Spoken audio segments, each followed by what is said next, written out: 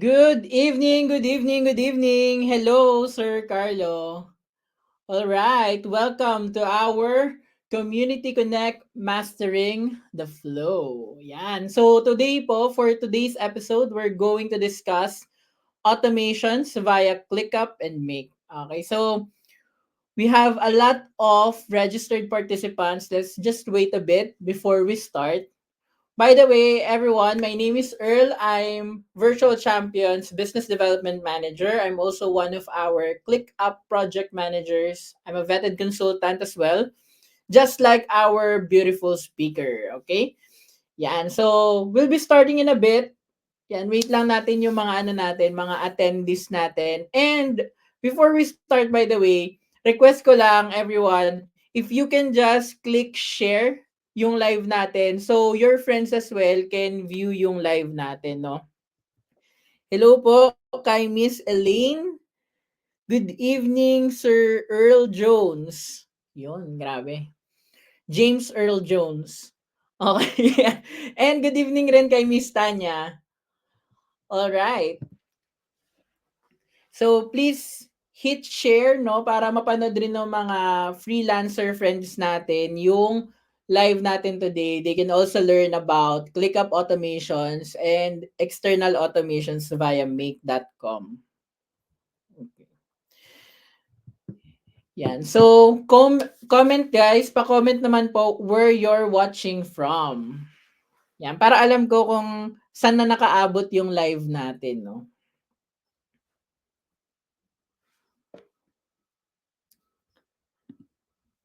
Okay. Palawan, grabe. Hello po ulit kay Sir Earl Jones from Palawan. Hi, Miss Kate. Yan. Good evening po. All right. Yan, more and more people are joining. Hello po kay Miss Joanne from Cavite. Okay, so meron na tayo, parang puro Luzon pa lang yung nare-reach natin, no? So, we have Cavite, Palawan. Yan, si Miss Kate from Batangas. Okay. So, Mega Manila and Palawan. Medyo nakalayo-layo na yung reach natin. Yan, si Miss Elaine sa medyo north naman, Pampanga. Yan. Good evening, everyone. Si Sir Angelo. Malayo-layo to. Pasig. Pinakamalayo sa Maynila. Okay, Pasig. Yan. So hopefully may mga joiners din tayo from other parts of the Philippines. And maybe just like last session, no, meron tayong joiners from other parts of the world, okay? So again, guys, our topic for today will be mastering the flow, ClickUp automation basics, okay? But as a bonus, we're also going to discuss stuff or topics from make.com.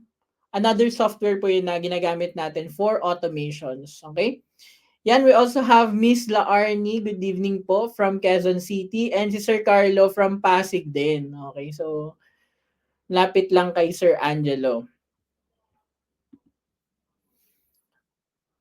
Right, maybe it's time to start. So, but before we start, yan, discuss ko lang po muna yung natin, ground rules, no, for our bootcamp today. So, number one is get interactive, guys. This is a live session. So, every so often, our speaker will be asking you questions. So, please, yan, type po kayo sa natin, sa chat natin para mas alam din namin kung nakaka-follow pa kayo dun sa natin, sa discussion. Okay? And always engage. Keep it light, let's enjoy this learning activity. So again, this is a live session. So if ever man na, for example, hindi agad naglo-load yung screen natin or we might come with technical issues, no? Pero hopefully wala naman. And syempre, positive vibes lang. Okay? So let's share constructive things lang sa ating comment section. Okay? Yan, and feel free to ask questions sa comments natin. Meron tayong Q&A part dun sa discussion natin. So, just feel free to type in our chat. Okay? And syempre, before ko ipakilala yung speaker natin, scan nyo po yung ating QR. So, meron tayong mga freebies for this session. We'll be launching something big at the end of this session, guys. And if you scan this, you will have a chance to win dun sa raffle natin at the end. Okay, no? So, yan, scan nyo lang po yung ano natin, yung QR code. In 3, 2, 1. Okay, yan. So, papakilala ko na po yung speaker natin. I'm sure you've already seen her sa ating mga promotional materials, no? Yan. So, ang ating kapitana ng Barangay VCPH, si Kapitana Eloy. Yan, opo, with H talaga yan. Okay, or also known as Eloiza. Okay? She's an entrepreneur, a former operations manager, and a seasoned VA. So, mga 30 years na po siyang VA. Typewriter pa po nun yung mga VA. Di joke lang. Okay. Yan. So, and I'm very proud as well, no, na si Eloiza, yung speaker po natin, is the very first verified plus consultant ng ClickUp dito sa Philippines, and I think sa buong Southeast Asia as well. And also, if you've been following us, we've also been invited to ClickUp's annual productivity event. Yun po yung level up. So, Eloisa also shared her expertise there about ClickUp, no? And yung company natin, Virtual Champions PH, we worked with our mother company ClickUp as well. And because of what do you call this? Because of ClickUp din, si Eloisa, she's been to several countries na, okay, for consulting meeting. So if you also like to travel the world as a freelancer, ClickUp is a really good avenue. She went to Dubai and Oman because of ClickUp. Okay? Siyempre, without further ado, papakilala ko na ang ating, ayan, let's welcome ang ating speaker, ang aming founder and president. So, dapat guys, cheer kayo So, clap tayo. Let's all welcome Miss Eloisa. Hello! Good evening, Eloisa. Good evening! Parang contestant ng Pinoy Henny. Hello, Yes. magandang gabi po. Good evening, good evening. Okay. So, bigay ko na yung stage sa'yo. Let's start our discussion, no? Sabak na agad. Let's do it. Magandang gabi po Alright. sa So, lahat. Shoutout. Shoutout sa mga nanonood. Ayan, babasahin ko lang yung mga nagme-message. Lagging daw on my end. Carlo, okay na? Naririnig mo kami? Ayos naman. Let me know kung maayos yung kung naririnig niyo ako ng maayos. Okay. Alright, so this topic is actually very close to my heart. Kasi talagang mahilig addict po ako sa automation. Yan ang yan ang aking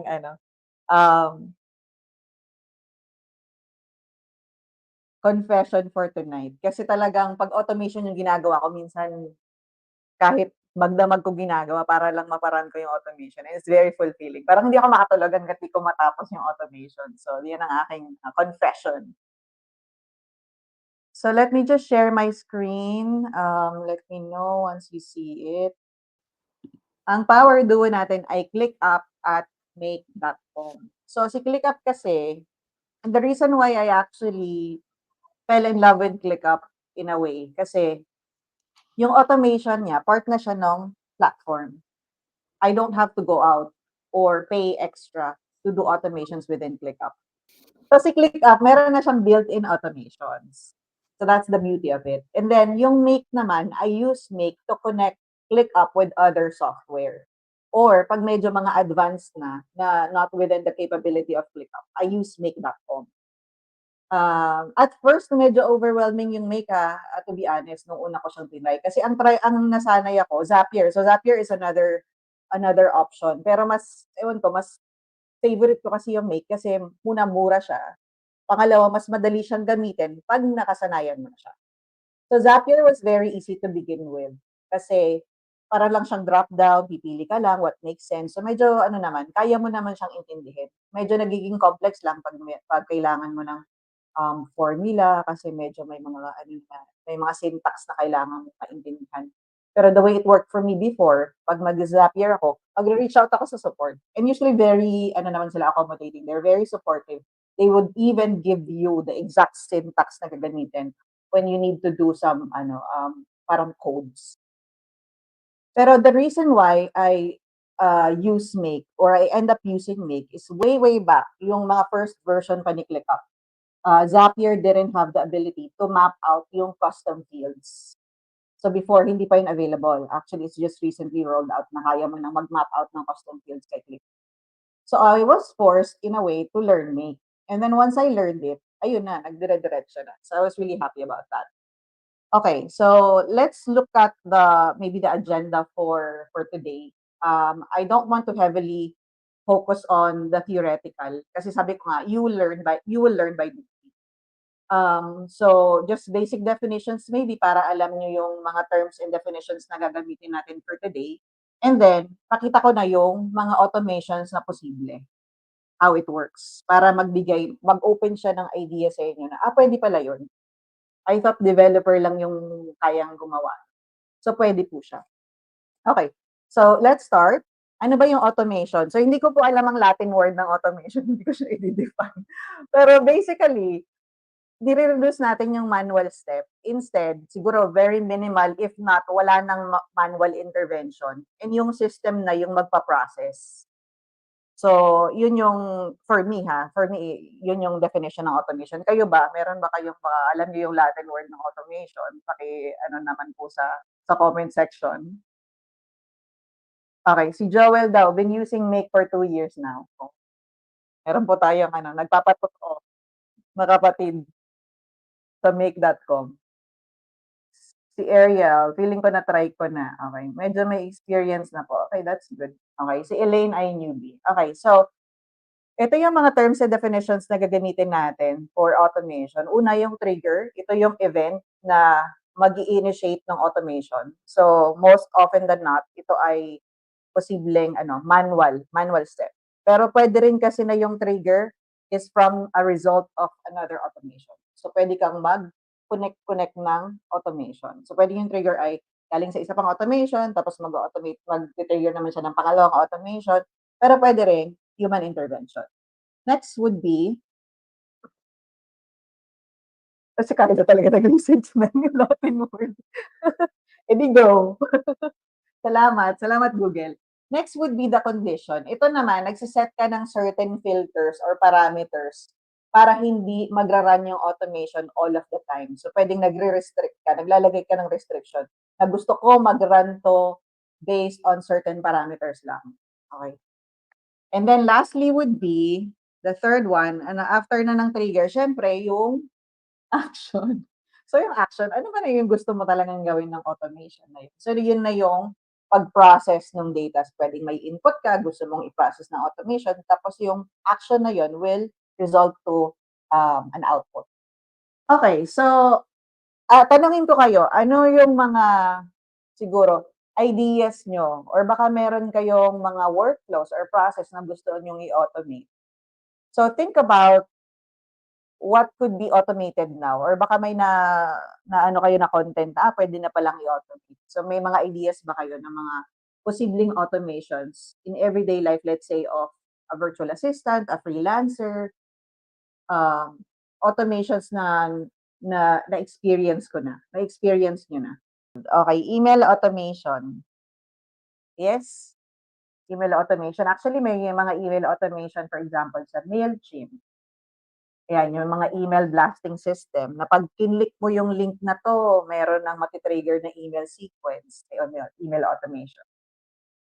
Yan, yung nurture sequence sa sales, may automation na yan. Kunwari, certain demographic ka or you're interested in a particular service, ibang email automation yung segmentation na mapupuntahan mo.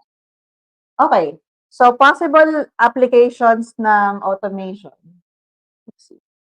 Actually, sa amin marami. So, internally, we use a lot of automations actually. Siguro mga nasa ilan ba yung automations namin? Pero we're paying $20 a month sa Virtual Champions. $20 for make.com and that's even like the second tier plan. Pero yung amount of automations and amount of time that it saves us is definitely worth it. So to give you context, for example, kung $20 yung binabayaran namin sa isang buwan, that's roughly 2 hours ng worth of work ng isang VA. 2 hours. So kung $10 per hour ka, 2 hours mo yun na trabaho. Pero yung automation sa amin siguro 20 yun. Sabihin na natin 5 minutes na each gawin yung task na yun. Pero it's not, I'm exaggerating. It doesn't take 5 minutes. So kung 100 minutes yon in a day, imagine yung time na nasa-save namin. Let's say 2 hours mo ginagawa lahat ng mga tasks na yun on a daily basis. So that's 30 hours worth of work. 60, galing mag-multiply. 60 hours worth of work in a month. Times $10, $600. So from $600, na-reduce namin to $20 a month. Kasi automated na siya. Kaya sobrang it's definitely an investment, a worthy investment yung make.com kasi I'm paying $20 pero I'm saving a lot of hours, man hours. So ano yung mga benefits ng automation? So give me the different types of recitation tayo. Ano ang naidudulot? Ano ang ambag ng automation sa buhay natin? So una, of course, it saves us time. Sabi ko nga, it saves us money, di ba? It saves us money so much. And yung time na sinasabi dito is just seconds. So same with AI, di ba? ChatGPT, imbes na mag-research ka ng hours of research, seconds binibigay niya na sa iyo yung output. So it saves you time, it improves accuracy. Bakit? For example, some of the automations that we have, pag ginagawa yan manually, it's prone to human error. Mamali lang yung spelling. Mamali lang, kunwari, gagawa ka may invoice automation kami, for example. Magkamali ka lang ng lagay ng value, ng amount ng money. Dadagdagan mo ng 0, imbis na 10,000, ginawa mo 100,000. Diba? Ang laking risk na nun and cost for us. So, it improves accuracy kasi very minimal as long as it's set up correctly. 100%, yun na yun. Hindi siya magkakamali. Paulit-ulit. Kahit paulit-ulit, it's the same output. So, it improves accuracy. So, kung okay yung process mo at hindi ka nagkakamali, kasi syempre pag nagkakamali ka tapos front end or front facing yung process na yun, tapos makikita ng client, di ba nakakaano yun? Nakaka-low moral or parang bumababa yung trust or credibility mo sa client na, bakit ganito yung process nila, mali-mali, di ba? So kung accurate yung process mo because of automation, so it increases your credibility as well and improves the client journey or experience with you, the client's experience with you. It enhances efficiency as well kasi imbes na yung mga team members mo, they're doing it manually and medyo matrabaho, frustrated sila, they could focus on high impact tasks. Let's say creative task instead of doing data entry na automation naman can do. So marami actually.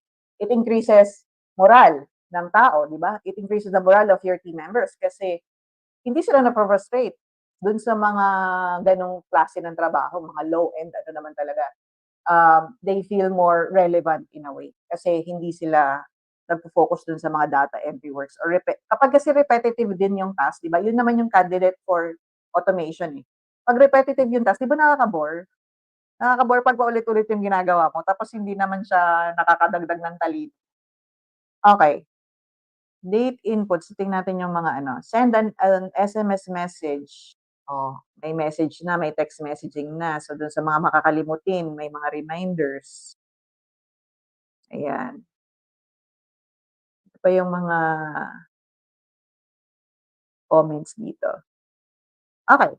So, proceed tayo to next. Next slide, please. Ayan. So, punta na tayo sa anatomy. Babaklasin natin. Hihimayin natin ang automation. So, ito actually is ClickUp. This is the interface of ClickUp. If you've been using ClickUp, you will find it anywhere.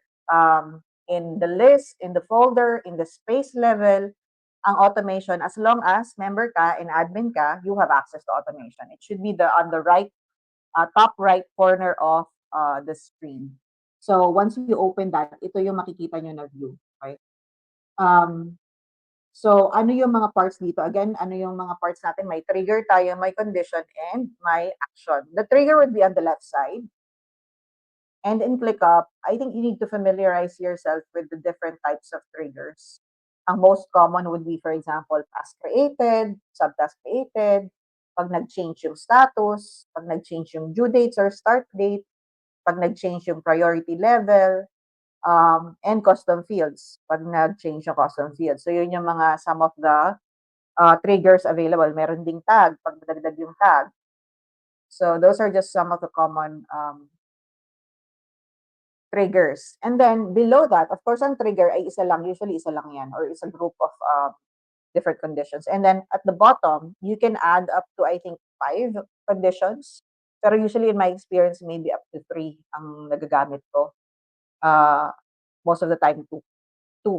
So isang trigger tapos isang condition. So for example, if a task is created and ang status niya ay this, then I want to do something. So that could be an example. And then on the right side would be your actions.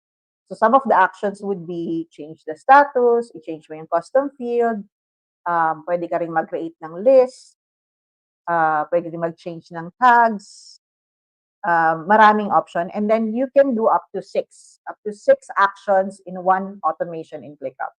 So, paano kung kailangan mo pa ng maraming action? What you can do is you can duplicate the same triggers and condition and then add the rest of the actions kung more than 6 ha. So, that's what I do. I can duplicate an automation and then kung may pang 7 pa ako na action, 8 or 9 or 10, I will just do that so the second time or the third time. So, good thing kasi meron ng duplicate options si ClickUp. Madali nang i-duplicate yung automation. Okay, next.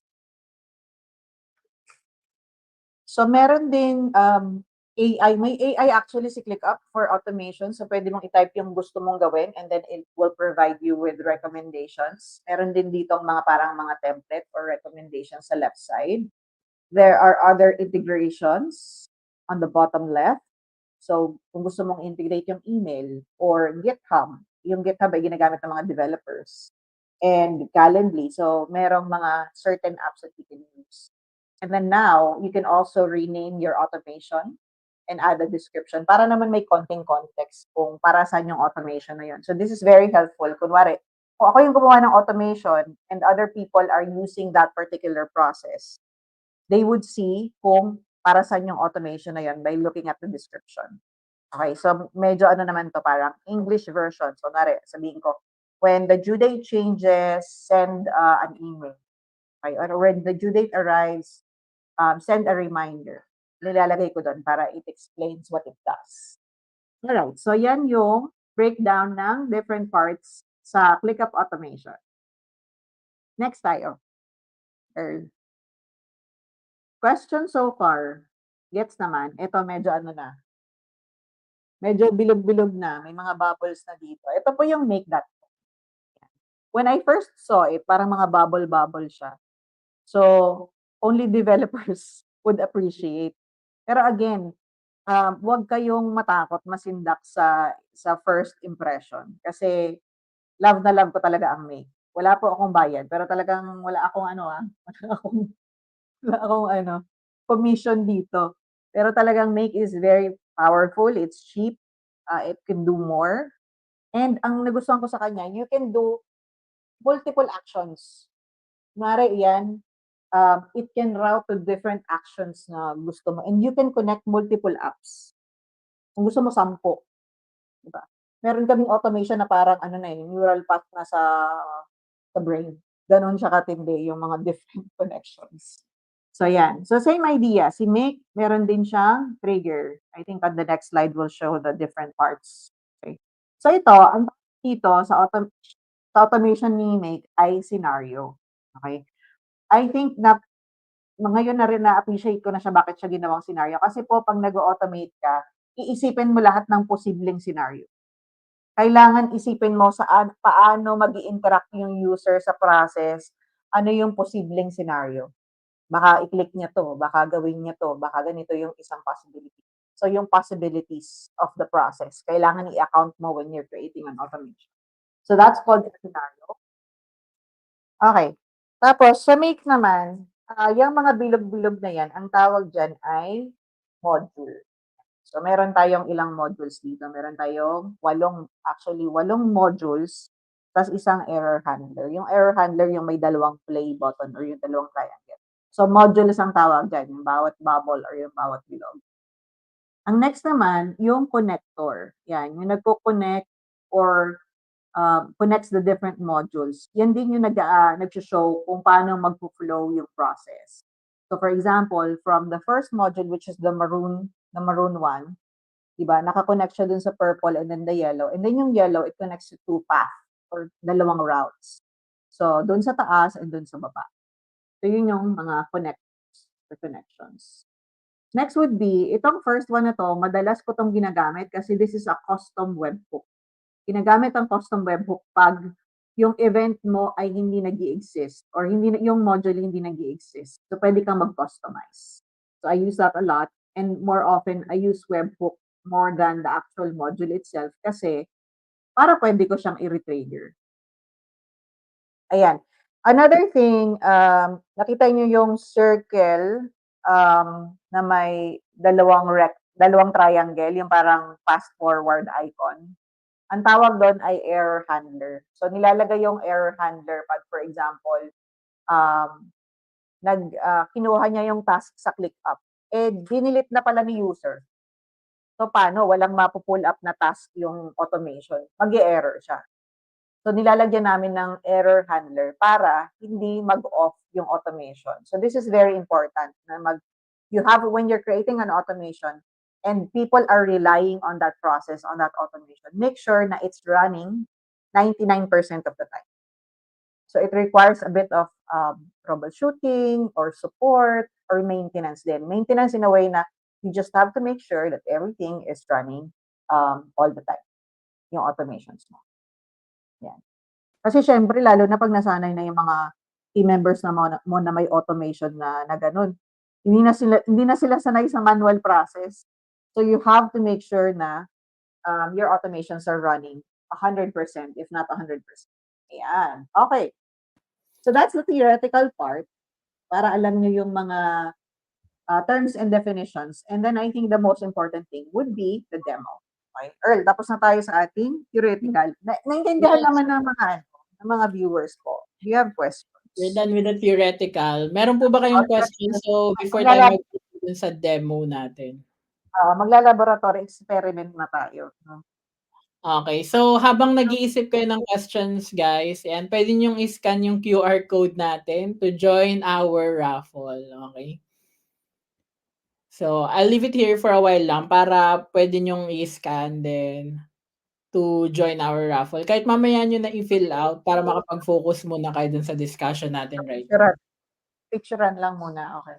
Yes, you can take a screenshot then in 5, 4, 3, 2, 1, and yan, please type if meron kayong mga questions. Yan. So, I'll be waiting for your questions, guys, para ma-set up ni Eloisa yung ano niya, yung screen for Ay, the oo, demo. mag-set up pala. Yes. So, okay, meron ba kayong mga questions? Yan, type lang kayo ng mga questions niyo, guys, para ma-set up natin yung demo session natin, yung demo part. Pakita ko lang din yung ano natin, yung ClickUp, saka yung make natin. Lahat po ba ng website ay merong webhook like Facebook or Gmail? Depende. Good question. Brainy, nag-iisip. For example, yung Zapier, kaya siya paborito ng marami, actually, kaya siya popular. Marami siyang software or apps na connected sa kanya. Pero I think Make is slowly catching up. Hindi po lahat ng software or programs ay may open na ino-open nila yung program for other software. Kaya naman I think nag-stand out si ClickUp kasi open sila for integrations. Meron silang public API. So ibig sabihin pwede mo siyang i-connect sa kahit anong software. So yun ang labanan ngayon actually. Na open yung program na yun or software na yun for integrations. So hindi lahat may webhook, pero I think that's that has been becoming like a major requirement for any software or SaaS companies na meron silang API, meron silang bakit? Kasi with the rise of the AI, imagine kung pwede mong i-connect si ChatGPT to a software, 'di ba? Ang powerful, parang mas nagiging twice as powerful yung software. So, hindi lahat may webhooks, pero karamihan naman meron. So, yun din. I think it's an important piece when you're selecting a software or a tool na gagamitin mo sa iyong career or sa company nyo, make sure na or you suggest to your boss na we have to make sure or check or consider the fact na meron silang webhooks because it will make your life easier and you can ride the wave of AI and automation. If not, you're gonna get stuck and it's hard to migrate. So, tandaan niyo yan. Very crucial, very critical to choose the right tool for the right job. Para hindi kayo ma-stuck kasi outdated na yung software and then you have to migrate all your data. We've done it with a lot of clients. Mahirap siya. Mahirap po mag-migrate ng data, lalo na kung years of data. So, I think that's a very important question. May webhook ba itong software na pipiliin ko? Yan. Correct. Pero Okay. si Facebook meron, pero I think limited lang. Minsan tinatanggal yung mga website kasi minsan nagdadamot yung software. Gmail meron, pero may limitation. Pag free yung Gmail mo, hindi mo siya magagamit as much compared dun sa paid na Gmail account. So, meron tayo actually na automation for Gmail para mas-streamline yung mga emails na kailangan sagutin, which I can show actually if you want. We have another good question here. So, how do you decide po when a task is suitable to be automated? Brainy din, princess. Me. Una, kung itong task na 'to, once a year mo lang naman ginagawa, bakit mo pa i-automate? Ano, tamad ka lang, gano'n ba? So, kung itong task na 'to, mga 10 times mo ginagawa sa isang upuan, o maybe 100 times in a week, 'yon, candidate na siya para i-automate. Pangalawa, does it require creativity? Kasi hindi mo naman puwedeng i-automate yung pagpipintor, di ba? Yung pagpipinta o pagsusulat ng libro. Puwede na actually, pero yung Pwede na, kaya niya ng creative, ChatGPT. puwede na kaya na ni Claude sa ChatGPT. Pero yung it requires a bit of creativity, mahirap i-automate yun. So again, the volume or the frequency at which you do the task. Pangalawa, kung hindi naman siya kailangan ng creativity or decision making, like higher level of decision making, like life and death, wag mo i-automate yun syempre. So, kung ano lang naman siya, very kunwari, data entry, yan. Yan mga frequent na data entry lang. Pwede mo. Yeah. Reminder. Actually, basta it's something na can be templated, it's repetitive, ayun yung Saka, standard automate. yung process. As much as possible, kung standard at well-defined yung process, kung nagbabago pa iba-iba palagi, siya kung lalagyan ng AI kasi si AI medyo nag-iisip naman, depende sa sitwasyon.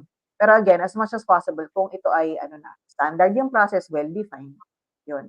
Kung hindi niyo pa alam ang process niyo, huwag kayong mag-automate. Ang unang step niyo po ay identify niyo muna yung process niyo.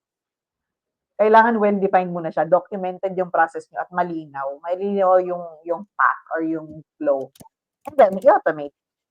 Even if data entry lang yan, pero walang defined na process, hindi mo yan ma-automate.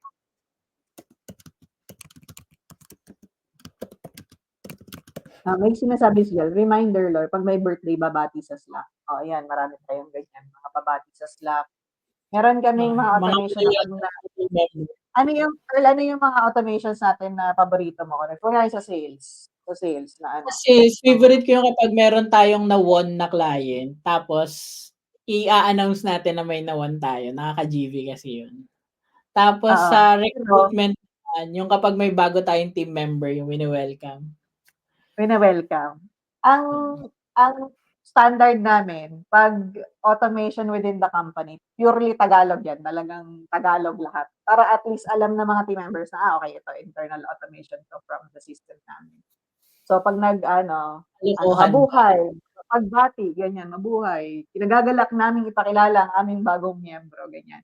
Or pag may bagong team, may bagong client, to the voice of Mimiya and Yeah. sino yun Ayan. isa? Si Si Insan. oo, si Insan. Para lang Mekos. masaya naman. Si Mekus. Okay, so ano pa? Ah, marami kaming mga Slack reminders actually 'pag may leave request, gano'n.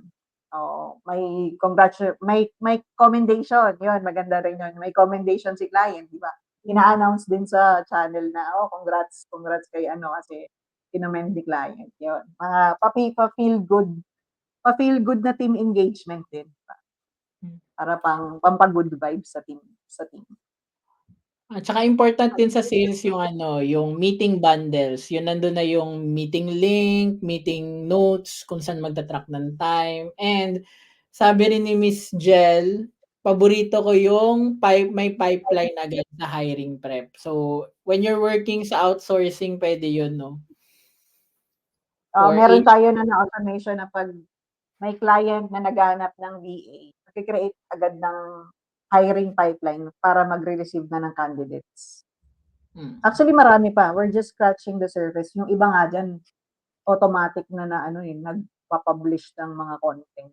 Yung mga ng marketing agencies na oo, yes. nagpa-publish ng content, even videos or, vlogs. Hindi na ngayon kailangan ng ano, writer minsan.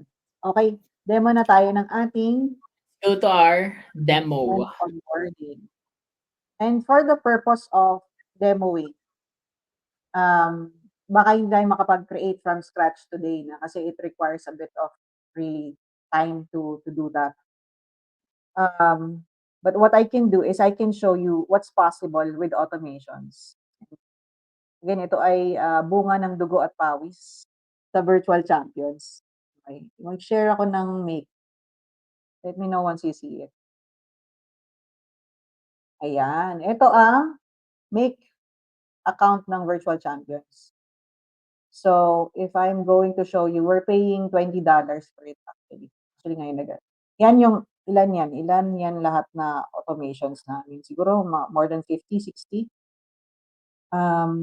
Yan, 60 automations. So, again, kung 10 minutes isa yan, 600 minutes, di ba? 10 hours worth of work na na-save namin. So, ito yung mga some of the automations that we have. Okay, ito gustong-gusto ko 'to, kasi meron kaming ChatGPT account. And then, instead of always logging in to ChatGPT for something, in-integrate namin siya sa ClickUp. So, for example, meron kaming magic word na ilalagay sa comment. Sabihin namin, ChatGPT magic. Pwede tulungan mo ko or please help me blah, blah, blah. You can write your prompt there.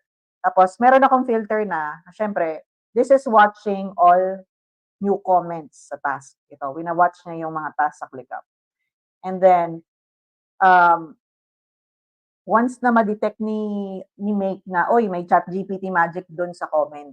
The comment contains that magic word. Ipa-process niya na, okay? It creates a completion based dun sa comment, yun yung prompt. Then, ipo-post niya yung result. So, hindi na namin kailangan na mag-login sa ChatGPT, direct na kami kay ClickUp. So, it reduces the, kailangan mo mag-toggle ng screen or tabs just to do your work. And also, everybody has access to ChatGPT, hindi lang ako.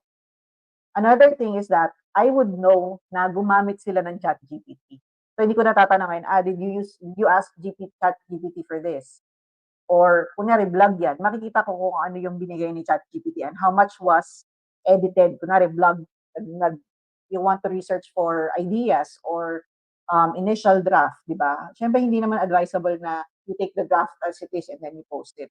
So, since they are using ChatGPT from ClickUp itself, makikita namin. So, makikita namin how much was edited or ano yung basis or yung source. So, this is one of the things that is very commonly used sa system. Another thing is that meron kaming ClickUp Brain. So ClickUp Brain is also the AI of ClickUp. So it helps with daily stuff as well. Yan. Okay. So ano naman, a little bit on ClickUp. So ang automation ni ClickUp dito. I hope you can see my mouse, my cursor. Eto siya. So sa upper right corner, you would find hindi lang siya masyadong kita pero it says automations. And even if you go to you have to go first kung saan location mo ilalagay yung automation. Sa space level ba siya? Sa VA space ba siya? Sa particular client ba siya? So you have to select first the location. Maybe sa sales pipeline ko ilalagay, for example. Sales pipeline. And then look for the automation button on the upper right corner. Okay? And then ito yung mga automations namin. And then just to create one automation, click add automation there. So maybe, for example, I want to make sure na pag may nag-submit ng form, I will choose when task is created. And then the task is created, anong source niya? Maybe from a form. Ito, form. So I will uncheck everything else. And I want to assign it to Earl. Yan. Change assignees and then hanapin ko si Earl. Tapos gusto ko rin mag-add ng comment. So I'll add another action there by clicking the plus sign. And then ilagay ko add a comment.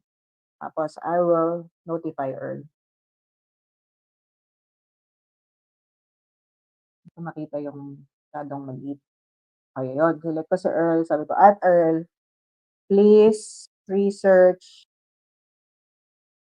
about this lead and connect with them on LinkedIn. So, ibig sabihin, hindi ko na kailangang sabihan si Earl na gawin niya to. He will automatically receive a notification that a lead came in. And then he will get reminded na he needs to do it. Okay? So, just to illustrate, for example, mag-fill out pa ako ng form. Yan. Pwede mag-fill out ng form si Earl. Earl na lang mag-fill out ng form. Mag-appear yan. Pero the main thing that I want to demonstrate today would be yung client onboarding. So for example, if you're working for an agency, a digital marketing agency, this is very common. That's the first thing that they want to automate, yung client onboarding, because it's the start of the client journey. And they also want to wow the client na the moment, di ba yun naman ang gusto ng every client na the moment na magbayad sila for a project is ma-start na agad. So it provides a positive experience sa client na, okay, they're very streamlined, they're very attentive, and they're giving me the right attention, and my project with parang they're giving importance on my project. So that's one of the common requests na we receive from clients na they want to automate the client onboarding. Okay, the moment na they sign the contract or the client is won, they want the onboarding process to start. Okay. So we also have a similar thing. Maraming extensive na client onboarding. Maybe they want to send a questionnaire. They want to set up Google Sheets for that client and a few other things. But the most common, I'll give you some of the basic onboarding process is, for example, here I created a dummy lead or prospect client, right? And then different stages would be discovery call, a proposal, deposit, every step of the way. Marami kaming automations. For example, pag nag-book na ng call, mabumove sa discovery. Pag nag-move sa proposal, mag-create na ng proposal via automation. Hindi na namin gagawin to And ChatGPT can even help you create the proposal. So it makes it a lot easier. I was able to close a $4,000 deal gamit si ChatGPT. Kasi siya na yung nag-breakdown ng recommendations and solutions. Ako, ang job ko na lang is as an expert, of course, is to make sure na tama yung recommendation na binigay ni ChatGPT and it's accurate. And then that's it. I was able to close that deal easily through the help of automation and AI. And then pag deposit naman, that's when we use our invoice automation, for example. But one thing that I want to show you is the moment na ma-close or ma-win mo yung deal, that should trigger the onboarding process. So let me do that right now. So to trigger this, what I need to do is to put from prospect to one. Okay? So a few things will happen and hopefully mag-run siya, no? Hindi tayo mag-lag. A few things will happen. Google Drive. So ang una niyang gagawin is mag-create na siya ng Google Drive for this particular client. Another thing is it will create, so as you can see, nandito ako sa sales pipeline right now. This is the sales pipeline. It also shows there, di ba sa taas? Now, I'll switch to the our clients list. So our clients would be our official clients. And nakita natin that it was created before our eyes. So it got added to our clients tracker. Another thing is, nag-assign siya ng client code for this client. So again, that's via automation. And then may comment. May comment for Jana. May comment for our client success manager na, oh, please request for, these are the things that you need to do. So si ClickBot na yung nag-remind kay Jana of the things that she needs to create. So let me open further kung ano yung nangyari dito.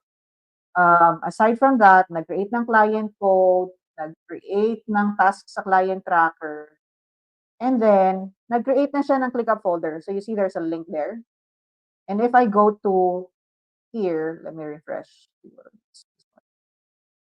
Na-create na rin yung ClickUp folder for that client.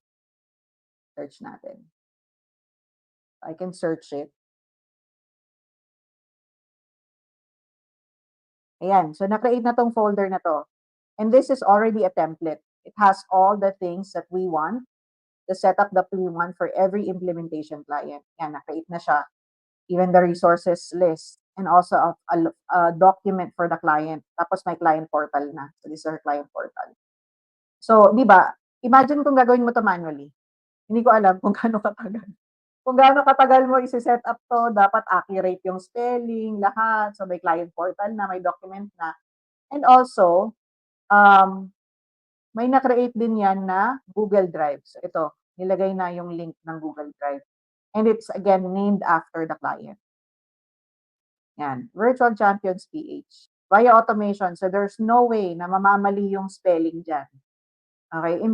Ang consistency and standard naming convention is very important, lalo na pag mag-search ka, di ba? So, through automation, it eliminated the risk of misspelling yung client name and everything. Okay. So, yun na. Na-create na yung ClickUp folder, which is the project plan. Na-create na rin yung Google Drive. Na-add na rin siya sa client's tracker. The next thing would be, mag-create tayo ng invoice for the client. Okay, I pre-filled a little bit of the form. So, ito yung invoice form namin. Yan. And then I just need to capture the client code. Ito naman, may instructions naman dito on how to get the client code. Pupunta ka lang doon sa list. Pero let's go back to this client. Ito yung client code niya. Yan ay pang 70 namin na client for this year. Then I'll fill out the form. That's the only thing that I need. And then I'll copy it here. And then I'll add the details, para saan siya. So let's say audit yung kinuha ng client. Magkano yung rate? Again, our hourly rate is 100. Only if kung specialist ka na ng ClickUp na you can raise your rate actually to even 100. And even my foreign counterparts, maliit pa yan na, very affordable pa yan to be honest. My foreign counterparts, they charge as much as 450 an hour. So, in a way, nakatipid pa rin yung mga clients with me kasi being nasa Philippines, so slightly affordable than my foreign counterparts. So, in this we have a few different paths here kasi we're dealing with different clients across the globe. So, pwedeng US dollars, pounds, Australian dollars, Philippine peso. Depende sa currency yung invoice na ma-generate. Kasi kailangan iba yung symbol or iba yung bank account, iba yung currency, iba rin yung conversion, yung amount. So, the automation takes care of that. So, imagine kung nagkamali ka ng nalagay na bank account, di ba? Magiging hassle for the client na, again, it's a negative experience. So, once I click submit here, the automation will run. So, let me check. I-try ko ano. Hopefully, hindi tayo mag-show ng mga sensitive information.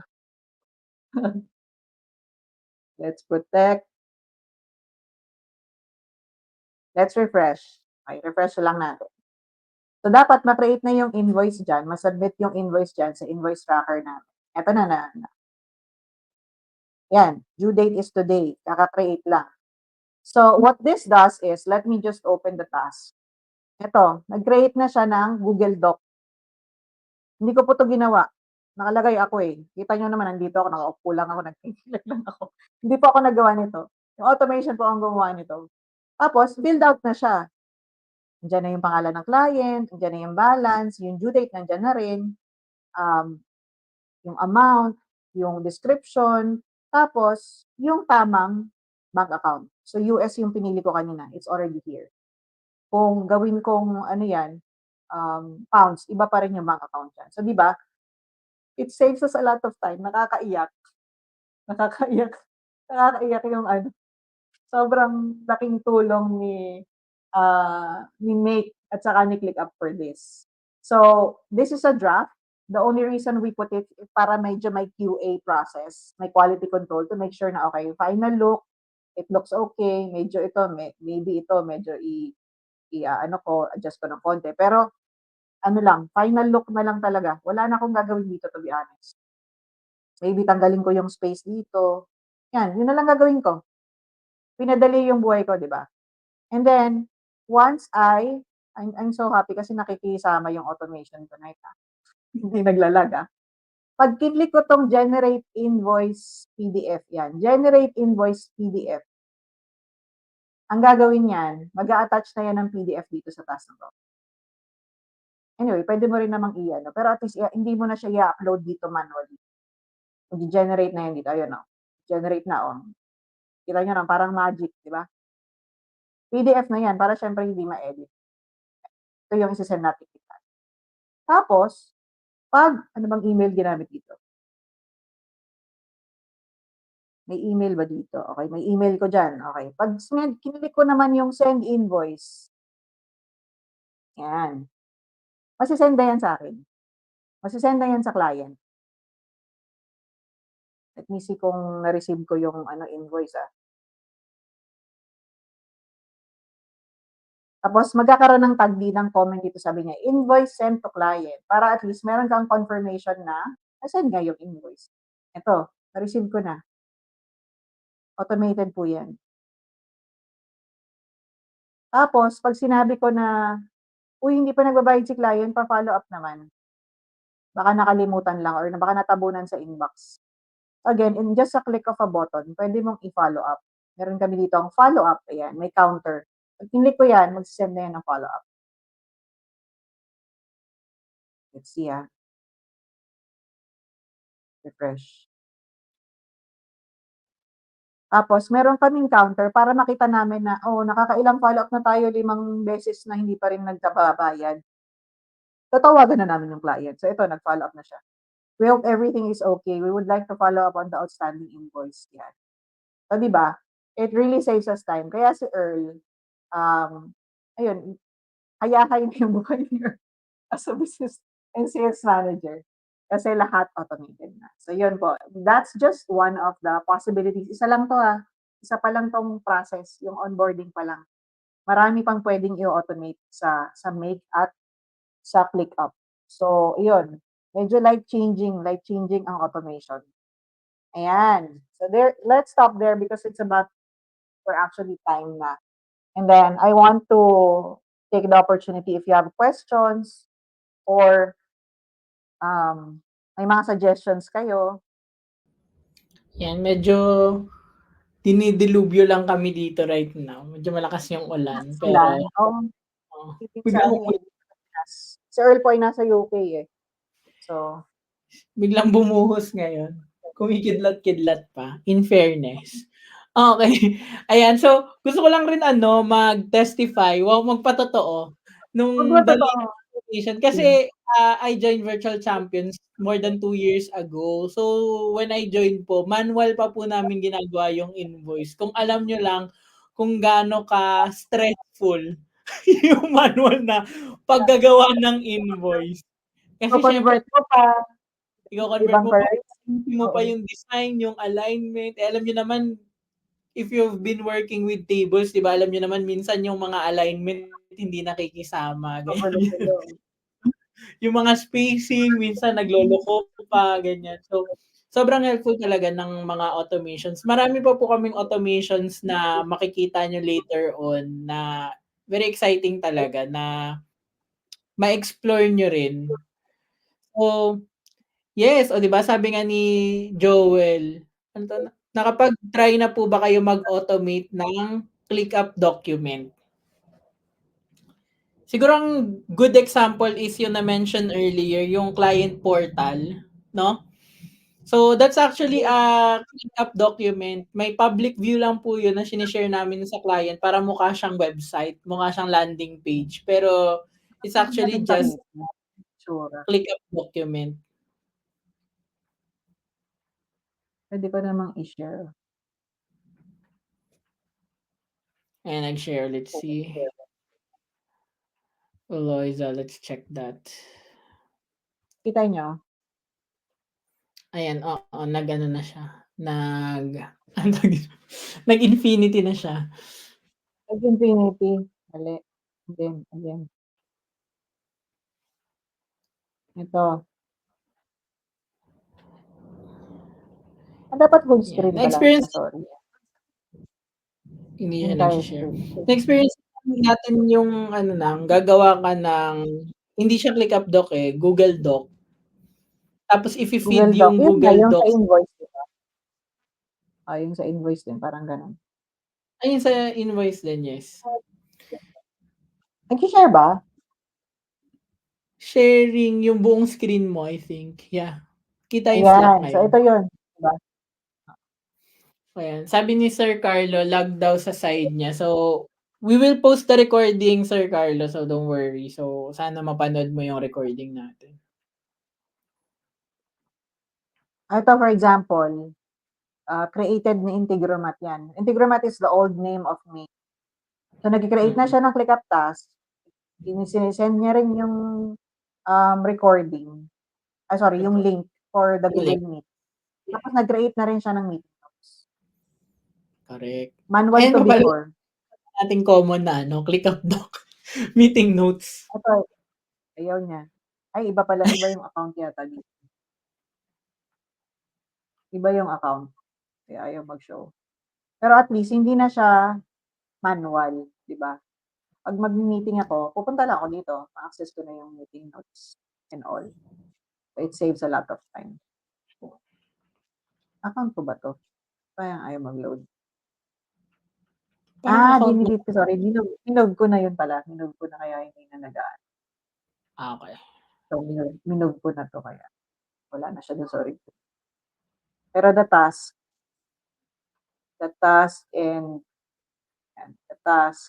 created na siya. So, it helps a lot. Yan. Created to ng automation. Meron na ring another automation that we have, di ba? Another automation that we have is pag nilagay natin na tag na workshop, mag-create na siya sa calendar. Tapos invited yung mga assign. So I think that's also a very Google Calendar. Google Calendar. That's a very also common request sa clients na mag-create sa calendar nila. Pero not all the time. at all the time. So, tayo yung mga ano lang, pag-consultation with the client. Mag-create na siya Ayan, ng mukhang na-blink na Kari. eto. So, nag-create siya ng Sabi, event. Ano kasi yan. ayan. Nag-create siya ng event. Ayan. Tapos nilagay natin yung link ng ClickUp para pag magta-track ng time, click mo na lang yun. Ito yun. Ito yung ginawa natin ng, diba? Uy! Ang galing. Very nice. Okay. Very nice. Siguro last question natin Very, before very close the considerate. Pwede yung naman panoorin, actually.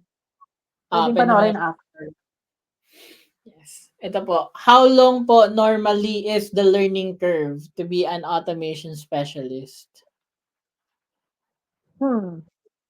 Kasi sa atin, di ba, to start off, ako lang naman dati nag-automation.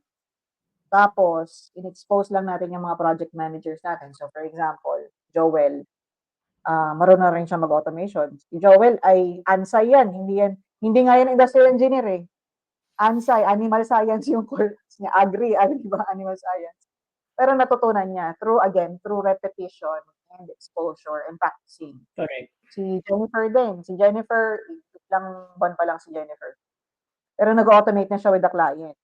So the key is shadowing sa akin. Yun po yata yung ano doon. Talagang mabilisan. Mabilis na pag kasi nakakasalamuha mo, na-expose ka, shadow mo yung talagang gumagawa na. You don't have to go through the same hurdles and obstacles. Mas nagiging mabilis yung learning. Kasi alam nila yung pasikot-sikot. Napagdaanan nila na lahat ng hirap. Hindi mo kailangan, you don't have to reinvent the wheel. You don't have to start from scratch. Tapos, ayun, practicing lang talaga. Saka it helps na meron kang pagtatanong na, uy, hindi nagra-run yung automation na to, paano ba? Yun kasi yung crucial dun eh, yung pagdi-debug ng automation na pag-fix ng mga errors. You can always go to support and ask questions. They're very, helpful. Pero I think ang nakatulong talaga is yung nagbe-brainstorm tayo together, di ba?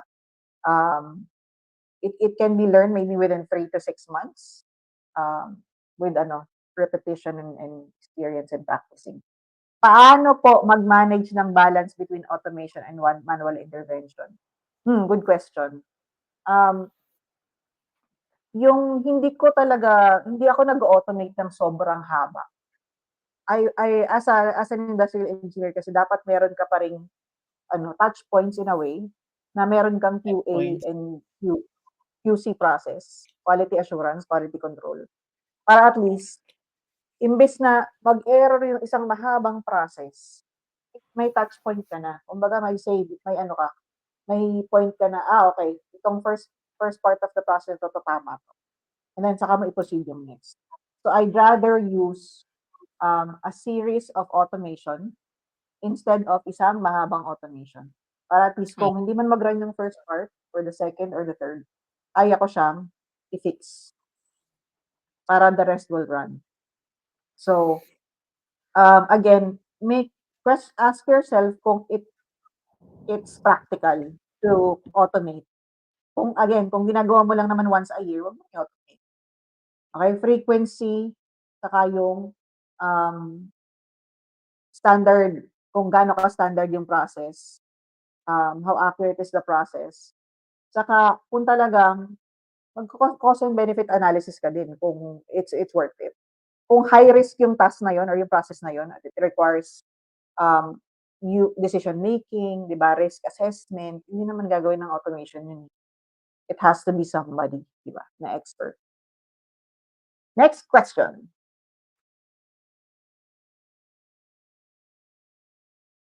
Siguro last question. Grabe po. Controversial to Controversial tong question ni Joel Parang din yan, parang AI. No? Question, what steps do you take to ensure that automation does not cause job displacement or resistance from the team? Ako, what works for me yung resistance piece muna. Hindi ako nag-automate straight away. Kahit sa mga kliyente, I don't automate everything. Usually, I leave it at phase 2 or phase 3. Why? Kasi, gusto ko mahirap. Ka-review bro tayo pala.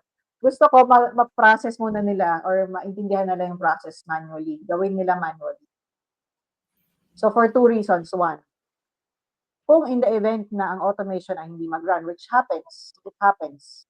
Hindi po yan 100% all the time. Yes. They can still go back to the the manual process. Kasi alam naman nila eh. They were doing it in the beginning. Ganun naman tayo, di ba? Medyo i-automate muna natin yung isang step, and then yung pangalawang step, pangatlo, hanggang sa fully automated na, para at least may change management. And nakakasabay yung mga users. Kasi pag fully automated na agad, ay wow, ano nga ulit gagawin ko? Diba? Malilito, ma-overwhelm na kailangan nilang, kasi very crucial po sa automation yung make sure that you follow the system. Na wag mong i-mistrigger yung automation. Alam mo kung ano yung trigger at hindi ka Alam mo magkakos yung ng chaos because you don't understand. Diba? mm. Alam mo na wag kang basta mag-click-click dyan ng kung ano-ano, baka mag-send ng email yan sa client, diba? Sabihin paid na yung invoice, hindi pa naman. Yun yung risk nun. So, maganda start small. Learn how to walk before you run. Pangalawa, pag nag-automate ka na at nag-start sila sa manual process, mas ma-appreciate nila. Correct. Diba? Mas nakikita nila, wala yung resistance kasi nakita nila kung gaano kahirap yung manual eh. So, wala nang resistance doon. Sabihin, ay, oo nga, no, mas mabilis to. Mas Ang ganda madali. nito. Ang galing. Oo, sabihin pa kanila, ba't ito ginawa noon pa? May process yan. Kailangan maintindihan mo muna yung manual. Job displacement naman, hindi ka madi-displace. Pero, kung hindi ka nag-automate, pag-iwanan ka. It's the same with AI. You will not be replaced by automation. You will be replaced by a person who knows automation.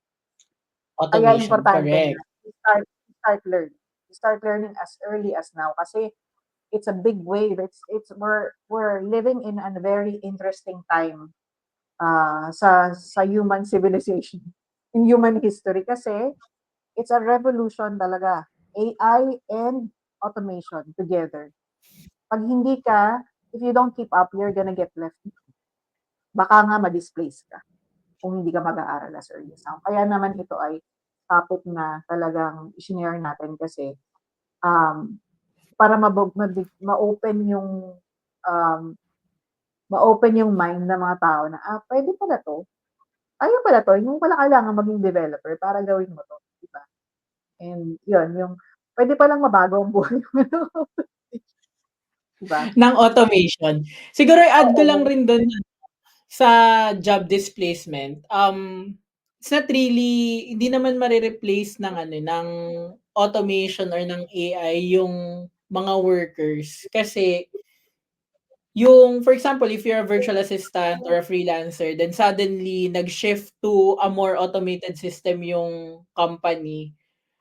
If you're the owner, syempre ita-trust mo na mag-handle ng automations or ng automated workflow is someone who knows how to work with that system na rin. So again, yun lang. Kailangan mo lang matutunan kung paano siya gamitin. Yes. Okay. Ang Grabe dami pang namang Miss mga ano. Universe. Ito na yung question natin Miss kasi Universe pang yung Miss mga question. Universe. So, how do you Candidates ensure number that 1. your workflows are scalable and adaptable to future changes? And I thank you. Grabe, ang hirap. Pwede bang i-chat GPT ko yung sagot? Tama. Una, isa sa mga practice natin, pag nag-automate tayo, yun nga, iisipin mo lahat ng possible scenario. Like, meron ding human psychology aspect. Paano kapag nagbago yung ganito? Paano pag nagbago yung ganito? So, one example, nag-automation na ginawa natin. Gusto ni client, pag may project at may new project template na na-insert, maa-assign na siya sa lahat ng kung ano mang role ang nakalagay doon. So, kunwari, meron silang Facebook ads project, or Facebook ads service to a client. So, gusto nila, meron na silang template, of course, kung ano yung mga unang gagawin. Kunwari, mag-install ng Pexel, mag-get access to the Facebook ng client, ganyan, may mga step na sila one by one. So, ang gagawin nila ngayon, kada step na yon may role. Ito para sa media buyer, ito para sa account manager, ito para sa project manager. So, ganon. So, ang ginawa namin, instead of adding the assignee pwede mong i-add yung assignee, di ba? Tapos i-save mo as a template. So instead of adding the assignee and saving it sa template, ang ginawa namin is, ilagay namin yung role, which is a drop-down or a field. Role nito, paid media buyer, project manager. Why? Why did we do that? Kasi, kung yung assignee yung nilagay namin doon, paano pag nag-resign yung assignee na yun? Yung person na yun? Paano kung nalipat yung ano niya, task niya, nagbago na yung task niya, hindi na para siya para doon? Ano gagawin? I-revise mo ngayon yung template every time. Every time na, as you know, lalo na sa freelancing, people come and go so fast. Diba? So it's not efficient. It's not future-proof yung future-proof yung design, yung automation design. So what we did is, merong client tracker. Sa client tracker, saka mo isa-select, sa client na to, ang project manager si Elisa. Ang media buyer si Jana. Okay? Lalagay mo na doon. Tapos, pagka-insert ng template, ma-assign na siya automatically. So it doesn't matter. Kahit na hindi mo na kailangan baguhin yung project template, as long as you assign the right people, assign to that particular account or client, automatic na siya na ma-assign. So that's one example on how you future-proof an automation or a process. Think of possible changes, future changes dun sa process. Or possible interaction na pwedeng gawin ng user. Na, kasi common naman yan eh. Hindi nila naalala yung process, magdi-deviate sila dun sa standard path. So you have to cover all the bases as much as possible. Okay. So that's one example. Marami pa actually. Marami pang scenario na we actually apply to make sure na very minimal, if not ma-eliminate yung need to maintain or change the automation in the future. Yeah. Okay.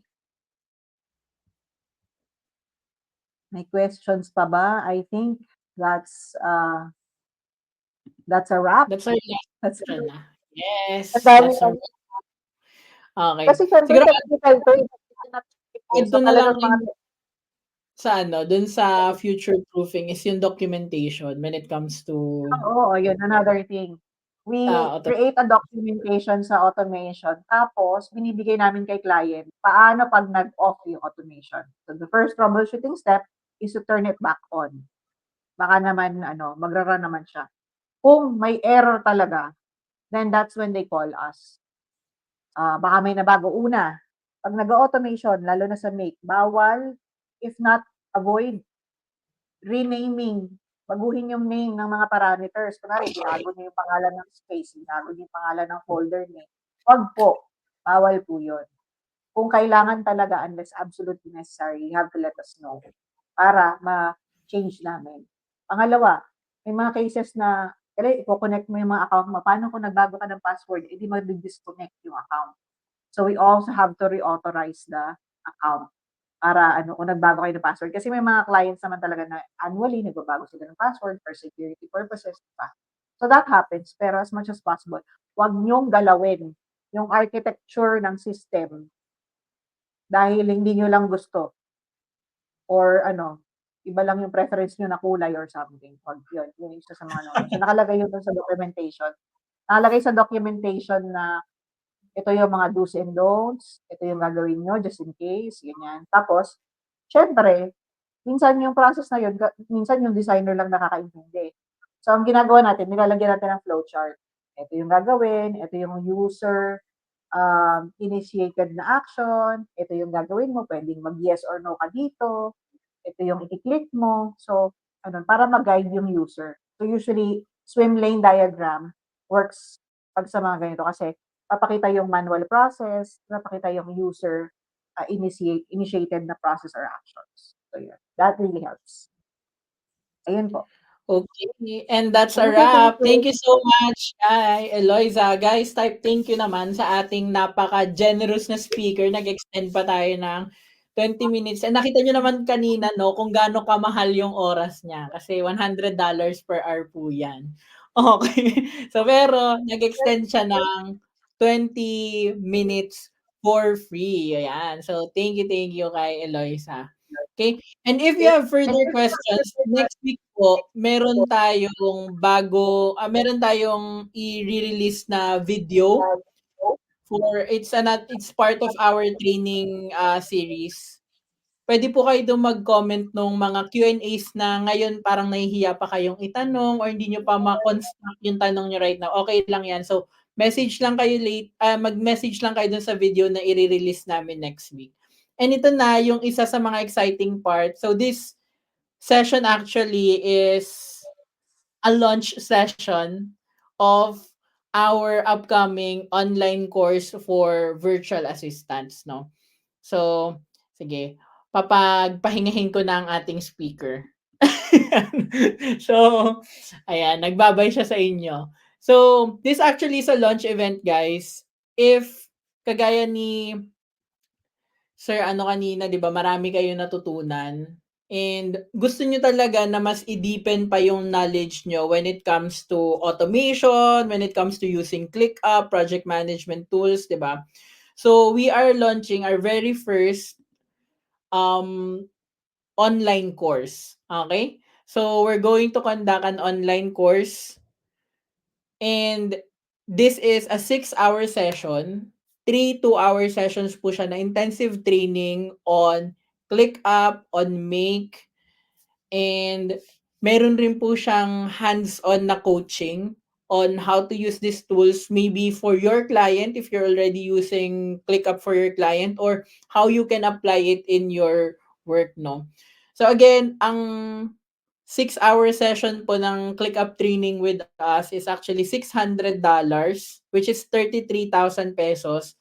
But for a limited time, meron tayong launch rate na 499 pesos or how much is that? $10.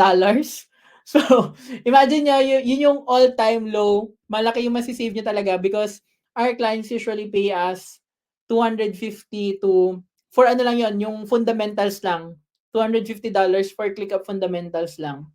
What we're going to teach you there is hindi lang yung fundamentals ng ClickUp but down to use cases on how you can actually apply yung ClickUp and yung automations sa workflow nyo sa clients nyo. Okay? And if you scan yan, take a screenshot of this QR code and you scan this, you'll be redirected to our registration form. If you register now, yan, you can get a discount, no? So, the discount is only available for participants, yung mga nakanood lang ng video na to kasi doon nyo lang siya ma-scan. Dito nyo lang makikita yung QR code. Okay. So, yan. Screenshot nyo na yan. Register na kayo habang naka-discount pa po yung ating online course. Okay? And after our ClickUp virtual assistant online course, we're also going to launch more advanced one, yun naman para sa mga admin ng ClickUp, mga project managers ng ClickUp. So, you will know how to really create yung iba't ibang types ng workflow sa iba't ibang use cases, sa iba't ibang industries. Okay? So again, flash ko lang ulit yung raffle natin. So if you're watching the recording of this, yan, pwede pa rin kayo mag-join sa raffle. And thank you again to our live audience. Okay? And sa live audience natin, if some of you wants to be part of the team, gusto nyo po na mag-join nung team namin as an intern, ayan, so hindi po seryoso yung mga intern namin. Nakita niyo naman kung gaano kami ka-happy lang kanina. So scan niyo lang yung PM internship form natin so you can apply as one of our PM interns. So we'll be opening up yung internship program natin very soon. Okay?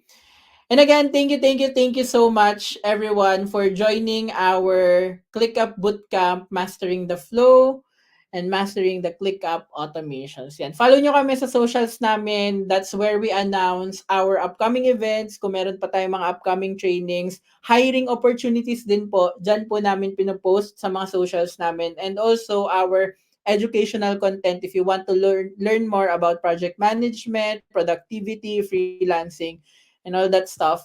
Yan. So, follow us on our socials. Okay? And again, Thank you so much for joining. I'm Earl, and it's been fun hosting for you guys. Thank you so much, and see you on our ClickUp online course and upcoming Community Connect events. Thank you. Bye bye.